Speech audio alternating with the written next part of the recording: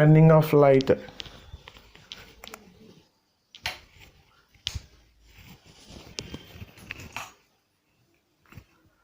See here, consider a boundary of a medium, and this region is one medium of refractive index mu1, and this is another medium of refractive index mu2. Consider a condition where mu2 is greater than mu1. What does it indicate? This is a rarer medium. Optically, this is a rarer medium and this is a denser medium. And take a normal to this interface. Imagine a light ray coming towards this normal at this point of incidence. It is coming along this particular direction. This is your incident light, and this will be the angle of incidence beta, I. So in absence of this second medium, the light ray would travel in the same direction. It would go along this path. But as there is a second medium here, what will happen is it will bend towards a normal. Normal ki దగ్గరికి వస్తుంది. ఎప్పుడు rarer medium నుండి denser medium వరకు. Rarer medium denser medium అని ఏ విధంగా మనం specify చేస్తున్నాం? Refractive index ఆధారంగా. Refractive index of second medium is greater than refractive index of first medium. On that basis, I am saying this is rarer medium and this is denser medium. Whenever a light ray travels from rarer medium to denser medium, it will bend towards the normal, and the angle between refracted ray and the normal is considered as angle of refraction, and the angle between incident ray and the normal is considered as angle of incidence. In this case, angle of incidence is greater than angle of refraction. This is case number 1. And case number 2, if you take boundary and again the normal.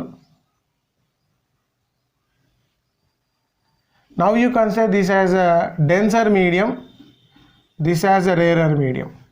Condition is mu1 is greater than mu2. Same light ray.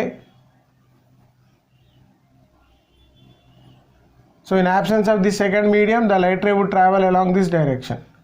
This is the original path. As it is traveling from denser medium to rarer medium, this will bend away from the normal. Now this will be the angle of refraction and this will be the angle of incidence. In this case, angle I is less than angle R.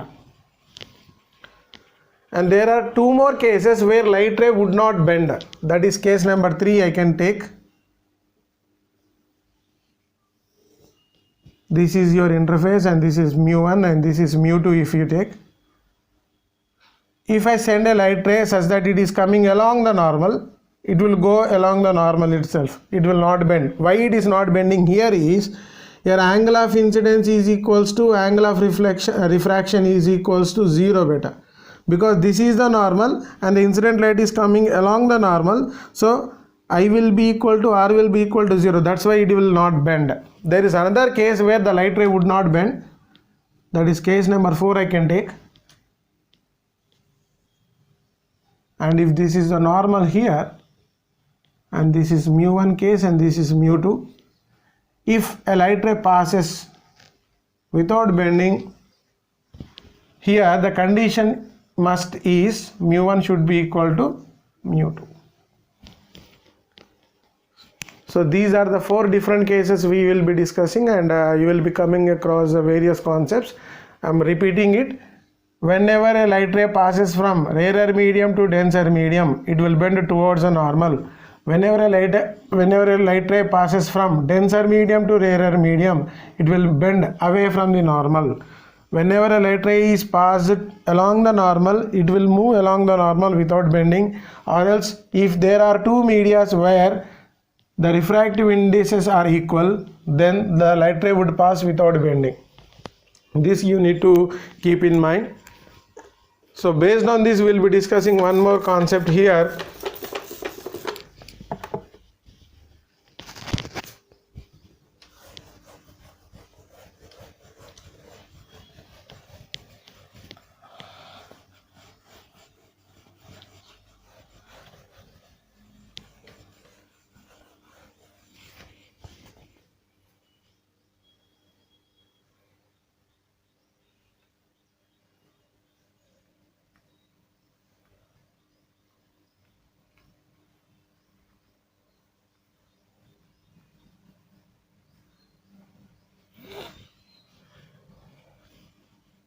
So consider this case. If on what basis the light is bending, I told us earlier, based on the concept of velocity, the light is bending here. So imagine the velocity of light in this medium as v1 and the velocity of light in this medium as v2. Here what did I write? Velocity of light in this medium as v1 and in this medium, in the second medium as v2. Now I can write down the expression for mu1 and mu2 in terms of speed of light in vacuum. That is, you know that mu1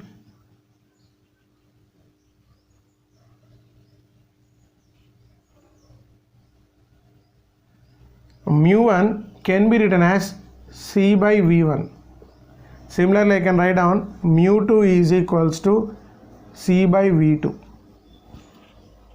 Now if you divide this by this, mu2 by mu1, what will you get?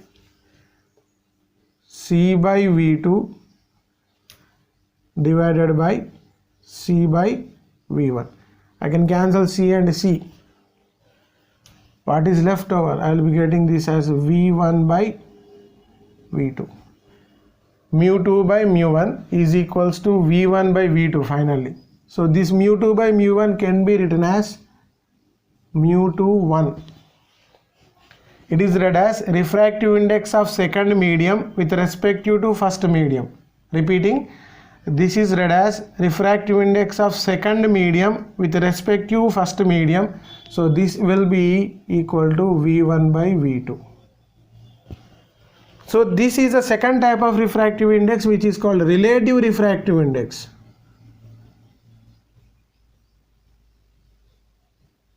Earlier I told you absolute refractive index, now it is called relative refractive index.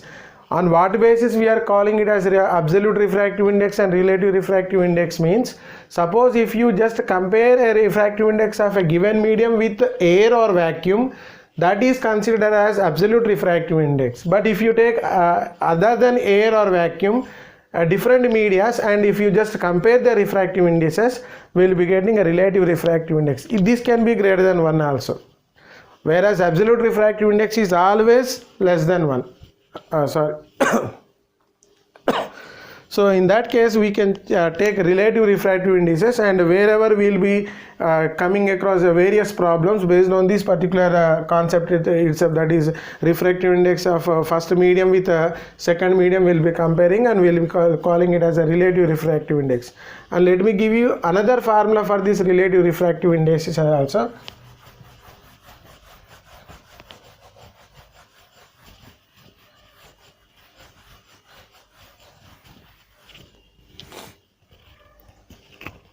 So we know that a famous formula, that is V is equals to F lambda, where V stands for velocity,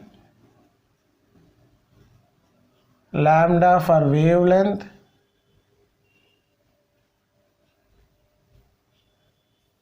and F for frequency. So whenever light travels from one medium to other medium, velocity and wavelength are depending on the medium. They don't depend on the source, whereas frequency depends on source. So whenever light ray, suppose here light ray is coming from this medium to this medium. So among these three physical quantities, this is only physical quantity which remains same, because it depends on the source itself. From the source, suppose if we are getting 5 waves per second, in this medium there will be 5 waves per second, and in this medium also there will be 5 waves per second. Here 5 waves per second, as it passes into the second medium, it won't change into 7 or 6. Whereas the speed and wavelength, they change according to the medium. They are the medium dependent. So I can take in place of V1 by V2, I can write mu21 is equals to V1 by V2. This formula can be written as, in place of mu1, I can write F lambda 1 by F lambda 2. Here I told you F and F is a frequency, it is a source dependent, it will not change, it will be same in both the medias. So f and f can be cancelled, so I can write as lambda 1 by lambda 2. So this is the second formula for relative refractive index in case of wavelengths also. So final formula I am writing mu 2 1 is equals to either it is v1 by v2, or we can use in some cases lambda 1 by lambda 2. So we can come to a conclusion also here. The refractive index of a given medium is inversely proportional to the velocity as well